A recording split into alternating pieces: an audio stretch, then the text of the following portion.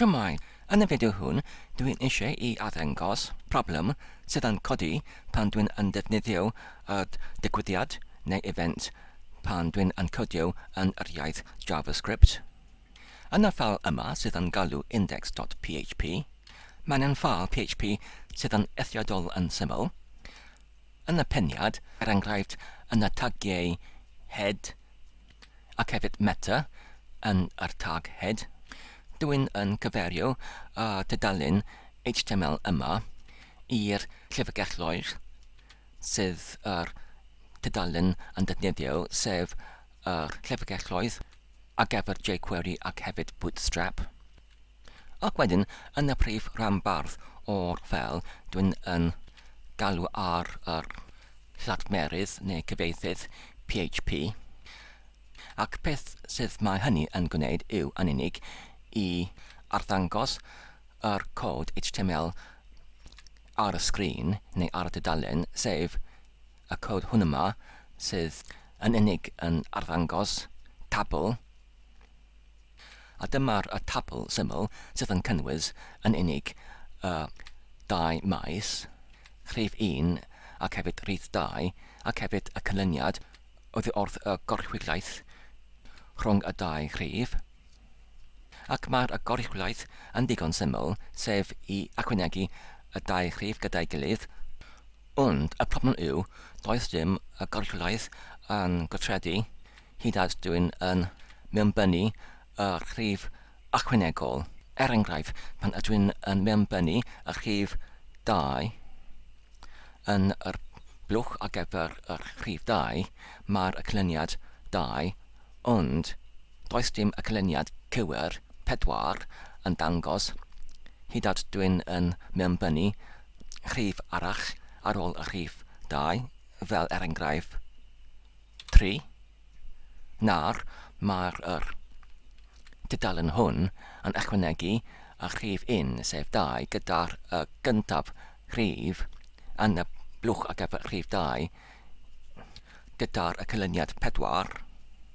Ond nawr, gyda'r rhif 23 yn y rhif 2, dylai y canlyniad I fod 25 yn hytrach na 4. Mae'r rhif cywir, neu cynhyrchiad cywir ar gyfer 2 a'r rhif 23 yn arddangos yn unig pan dwi'n yn mewnbynnu rhif arall ar ôl i'r rhif 23. Fel hynny. Felly, os dwi'n yn arddangos y rhif sydd yn y blwch ar gyfer rhif 2 ar y foment pan dwi'n yn mewnbynnu yn y blwch, sef pan mae'r digwyddiad onkeypress yn digwydd, fel hyn,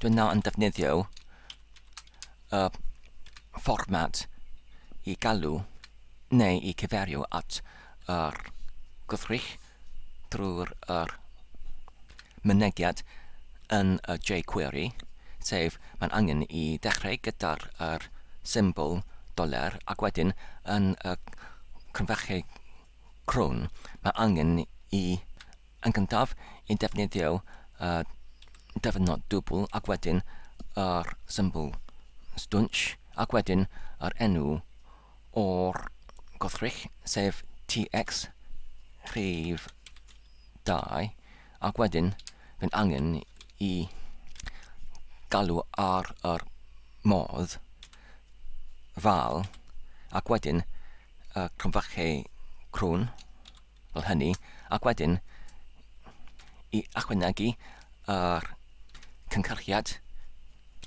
i'r weddill yr llinyn, fy'n angen I defnyddio yr symbol ychwaneg fel hynny, ac wedyn fy'n angen I achub y ffeil drwy defnyddio y gorchymyn gwahanod, ac wedyn yr lythren W, ac wedyn y bychnod, ac mae'r ffeil wedi ei achub yn y golygydd VI neu FI. Wedyn, os dwi'n yn adnewyddu y ffeil, ac wedyn mewnbynnu y rhif.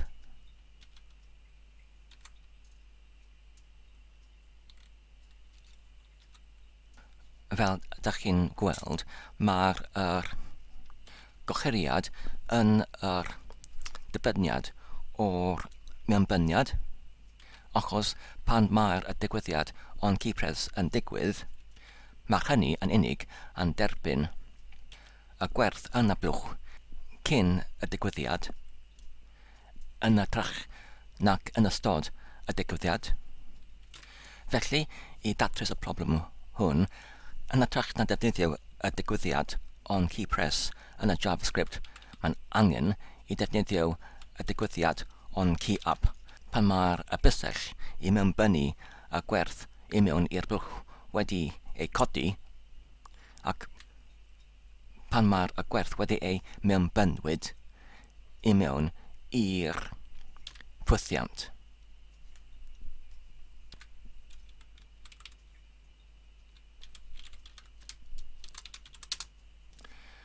Ac os ydym ni'n mynd i adnewyddu y dudalen, a phan dwi'n mewnbynnu y rhifau 2 yn y rhif 1 ac wedyn 2 yn y rhif 2, mae'r canlyniad cywir nawr yn arddangos yn y canlyniad. La hwn yma.